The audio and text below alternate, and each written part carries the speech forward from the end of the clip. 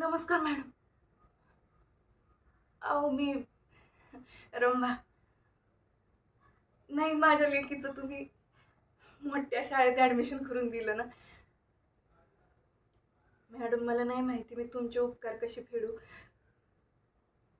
पण तुम्हाला काय बी मदत लागली ना, तर तुम्ही मला सांगा. रंभा लगेच येईल तुमच्याकडं. तुमच्या तुमच्या लेकीला शाळेत सोडायचं असेल, तुमच्या घरची काही काम असेल, पैसे नका देऊ मॅडम मला. तुम्ही माझ्यासाठी जे काही केलंय ना, मी नाही विसरू शकत. रोजच्या पैशातनं माझ्या लेकीला एवढी मोठी शाळा नसती बघायला मिळाली. हे फक्त तुमच्यामुळेच झालंय. धन्यवाद मॅडम.